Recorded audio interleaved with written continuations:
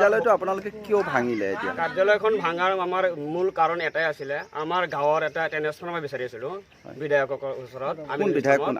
আমিন ইছলাম।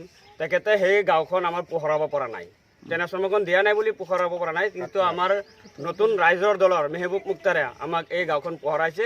সেইকাৰণে আমি গোটেই গাঁওবাসী একলগ হৈ মেহবুব মুক্তাৰক আমি জয়যুক্ত কৰিম বুলি আমি এই কাৰ্যালয়খন, তেখেতৰ কাৰ্যালয়খন আমি বন্ধ কৰি দিলোঁ আৰু মেহবুব কাৰ্যালয়খন আমি আৰম্ভ কৰিলোঁ। আজি ট্ৰেন্সফৰ্মাৰ মেহবুব মুক্তাই দিছে আৰু ভৱিষ্যতেও দিব।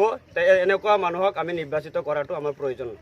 সেইকাৰণে আমি সকলোৱে একলগ হৈ আমাৰ গাঁৱৰ সকলো মুৰব্বীক আমি মাতিছিলোঁ। তেখেতে একলগ হৈ মেহবুব মুক্তাৰক আমাক ভোট দি জয়যুক্ত কৰিবলৈ আমাক অনুৰোধ কৰিছে। সেইকাৰণে আমি AIUDF দলৰ কাৰ্যালয়খন আমি ভাঙি এতিয়া মেহবুব মুক্তাৰৰ দলত আমি নতুনকৈ জইন কৰিলোঁ। গাঁৱত এতিয়া AIUDF বুলি আৰু দেখা নাই। এইখনেই আছিলে, এই গৰিয়াবাৰী পঞ্চায়তৰ মানে মুখ্য কাৰ্যালয় এইখনেই আছিলে আৰু এইখনে আমি এতিয়া ভাঙি। 10 বছৰ AUDF কৰিছিল। মই 10 বছৰ AIUDF কৰিছিলোঁ। AIUDFৰ আপোনাৰ 8 নং ৱাৰ্ডৰ সদস্য আছিলোঁ মই। ইয়াৰ পিছত মই বহুতো কাম বিচাৰি গৈছিলোঁ।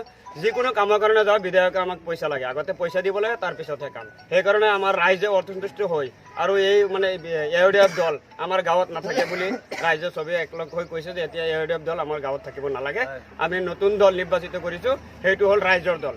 যিটো মানে নিৰ্বাচিত প্ৰাৰ্থী হিচাপে থিয় হৈছে মেহবুব মুক্তাৰ, আৰু সেইটোকে আমি ভোট দি আগতে ৰাজহুৱা কাম কৰিছে, এতিয়াও কৰিব বুলি আমি আশা কৰিছোঁ। আৰু বিভিন্ন ৰাজহুৱা কামত তেখেতৰ মানে অনুদান আছে আৰু তেখেতে যথেষ্ট কষ্ট কৰি থাকে। মেহবুব মুক্তাৰ এনেকুৱা মানুহ চাক, ৰাইজৰ বহুত অনুদান আছে আৰু আপদে বিপদে আমি মেহবুব মুক্তাৰক সদায় পাওঁ, কিন্তু আমিনুল হাজীক কেতিয়াও আমি নাপাওঁ। আমি ৰাতিপুৱা 8 বজাৰ পৰা আমি বজাৰত ৰাতি 10টালৈকে থাকোঁ। আমি জানো মেহবুব মুক্তাৰে কেনেকুৱা মানুহ আমি গম পাওঁ, কিন্তু আমিনুল হাজী মানুহটো কেনেকুৱা আমি সেইটোও গম পাওঁ।